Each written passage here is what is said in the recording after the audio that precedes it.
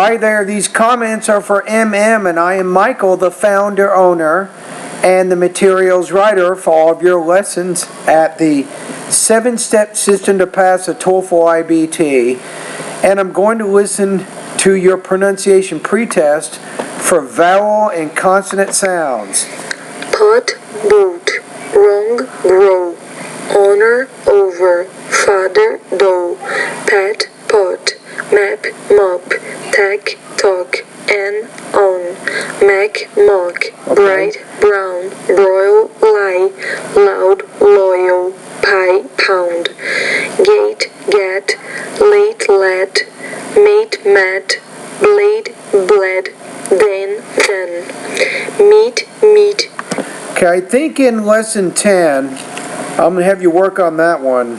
Make the one sound longer. Gate, get, that particular. Pete, Pete, leap, leap. Now, this is very tough for you.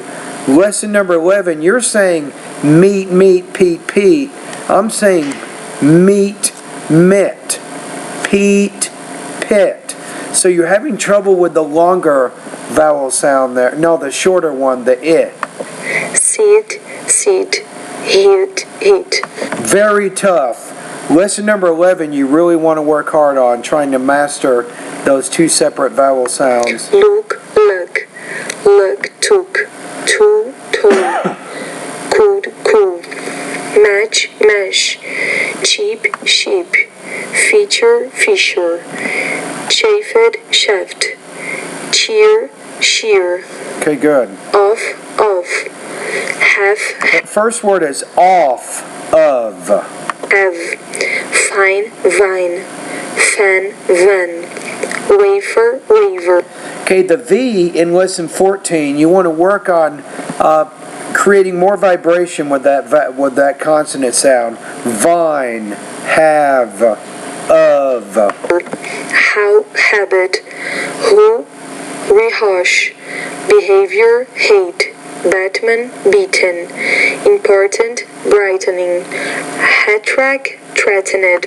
Okay, the sound here in lesson 15 I want you to work on, it's the glottal stop sound. It's a sound that it's more common in United States than it is in England. When that T's in the middle of the word, we don't really pronounce it. We say something like, excuse me, Batman, bitten, important, brightening, hat rack, threatened, that particular sound. Major, measured, fragile, frazier, legend, lesion. It's legend, lesion, lesion. Gin, azure, large, Asia. Okay. Cake. So I think lesson 16 you can work on that palatal consonant in the middle of the word. It's measure, Frazier, lesion, azure, Asia. Keg, sink, sag, came, game. Good. Cap, gap, lake, leg, lean, rear, better, luggage, rugged, other, right, light, committed. Okay, good. Pace, base, flap, flab, cap, cab. The main thing you want to worry about here, when the B's at the end of the word, because it's a voiceless consonant, the vowel typically before it is longer. When the P's at the end, a voiceless consonant, typically the vowel sound before it is shorter. So then I would say flap, flab, cap, cab, lap, lab. Lap, lab. Notice you're trying to say them in the same duration, but lap, lab is something that you can look at. Flap, flab, cap, cab. So in lesson 19, just try to focus on making the vowel sound longer when it occurs before a B and also other voice consonants. Pay, bay. Lice, lice. Sip, zip. Sue, zoo. Maze, maze. Elisa, Elisa. Multiple, Robert. Example, pressure.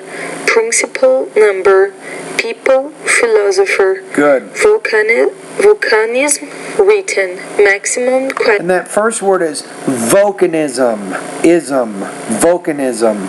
question, summer, reason, chasm, often, tip, deep, card, tide, train, drain, fed. Notice again, the D a voiceless consonant, the T's a voiceless.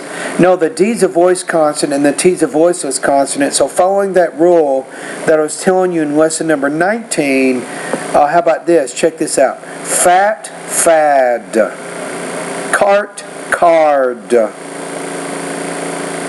Tight, tide. So again, the voiceless consonant at the end of the word, the vowel which precedes it's going to be a little bit longer.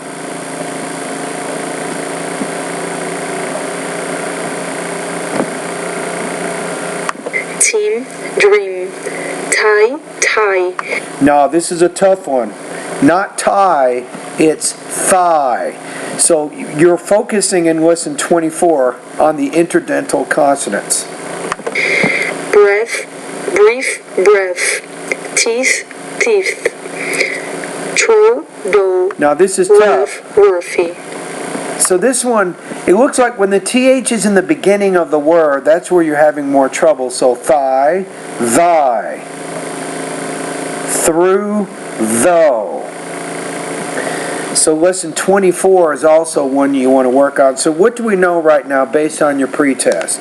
Now I recommend, I tell all my students here, to go through all pronunciation lessons at least one time. Practice the exercises in each lesson by reading out loud with me as you complete those lessons. So that's important. Now the lessons that you want to focus on the most based on the pretest, lesson number 10, 11, 14, 15, 19, and also lesson number 24. Those are the ones you want to focus on the most. In the next part of the pretest, part B, I'm going to listen to you answer these 3 specific questions. Now the reason I like to have you answer these questions, it does a few things.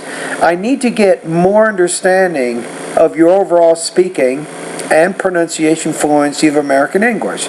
So by answering these questions as naturally as you can and speaking as quickly as you can, it gives me more information about your overall speaking and intelligibility of American English. But also it helps me understand your grammar, your vocabulary, and some of those areas. All right, so let's listen to you answer question 1. I graduated in law school last year. I would say graduated. I graduated from 2016, and I did an internship with a prosecutor. Notice you said it. I did an internship. So that's that particular sound. I think that's lesson number 11. It's it. I did an internship, not sheep, but internship. So you have to really focus on that lesson number 11 because that's giving you a very strong non-native speaker accent. If you can master those 2 vowel sounds, the little I and the big I as I call them, you can actually reduce a lot of your non-native speaker accent and you'll be much easier understood by native speakers. And also in a law firm. Now in 2017 I came to United. Notice that word 2000. So 17 I came to United States.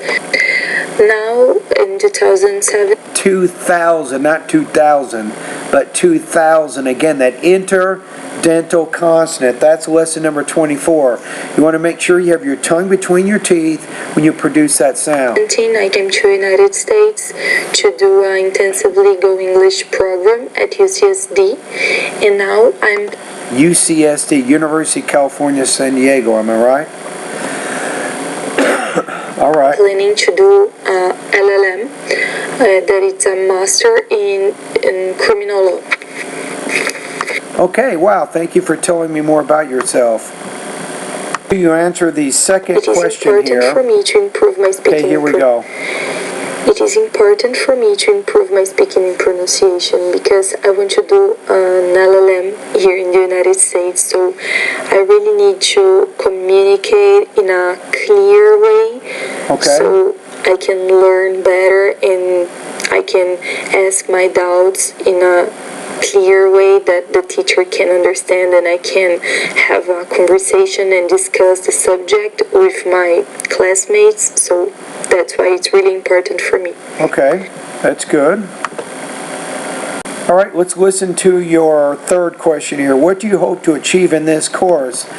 And might I ask, you started this course incredibly fast. You're already doing writing, speaking, and pronunciation practice, right? So pace yourself, which means don't do too much too quickly. The main thing with TOEFL preparation is to study every day, not just once a week. So as long as you can keep this pace up, it's good. But don't just study for a week and then disappear. So keep studying every day, day after day, and then you can send me, like you're doing, your speaking, your writing, and your pronunciation practice. All right, let's see how you answered the third question. I hope that with this course...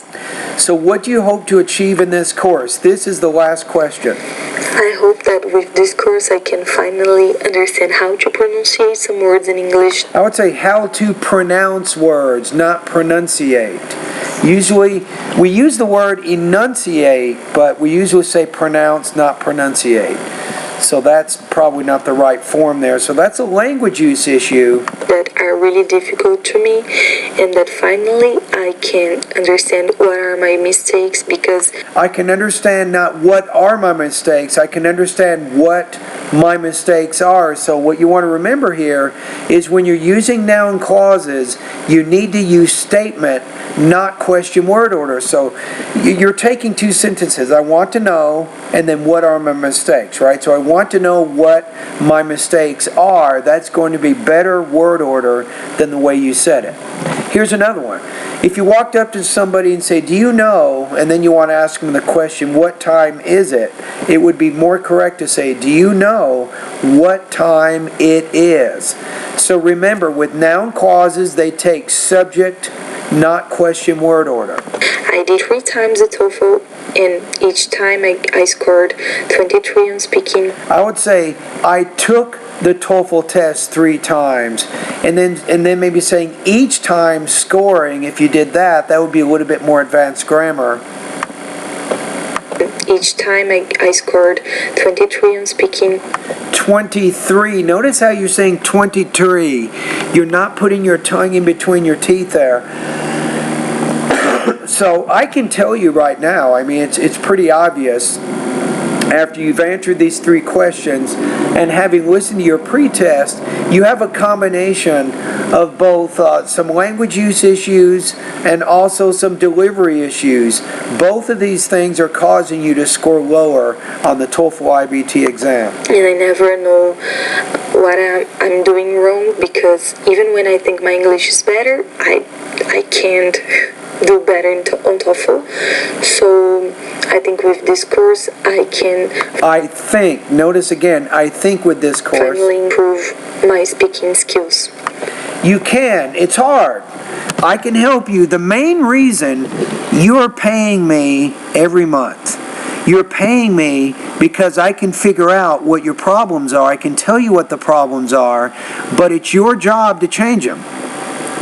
Right? So if you're having problems with noun clauses, you can go to noun clauses in the grammar part of my course. You can study that, practice writing some sentences, and getting more comfortable with that word order.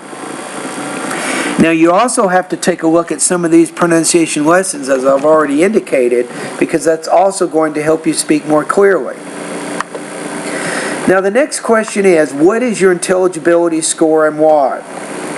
When students do a pre-test and a post-test, I like to give them a score from 1 to 7. The good news is I can understand most of what you're saying. All of what you're saying, pretty much, right? But you do have some language use issues and some minor pronunciation issues. I'm going to put you at about 5.0 out of 7 right now. So I'm going to put you high intermediate level, You want to get to 5.1 or higher advanced, and the only way you're going to do that is to solve some of these language use issues you're having and then some of these pronunciation issues. I'm pretty comfortable that once you get to this level on my intelligibility scale, that you will be able to get 26 on the TOEFL IBT exam. All right, here's my recommendation. So what am I saying here? I'm putting you at 5.0 out of 7. So as you're doing speaking practice, this is going to sound kind of strange to you, but I think this is a good idea, is I want you maybe once or twice a week when you do a speaking practice test, I want you to write it out, type it up, write it on your computer, make sure the grammar is correct, make sure your point of view is correct, you have the I or you have the first or the third person point of view, make sure everything is good, you're focused, it's organized, and you have some specific details in there to help explain your ideas, and it's 45 or 60 seconds depending on whether you're doing independent or integrated speaking. Now it may take you an hour just to do one speaking practice test, but what you're doing is you're paying very close attention to your delivery and your language use and topic development. So paying that close attention maybe twice a week can help you in the long run to develop a better overall speaking fluency. So that's something that I'd like you to do. All right? Now don't tell me you're doing it, but just do it. So during the week, some of your practice tests you're taking a lot longer to complete, and others you're doing them spontaneously and you're getting feedback from me in both cases, right? Okay, so I think that's it. So thank you for doing the pronunciation pretest, and I look forward to listening to more of your speaking and pronunciation practice.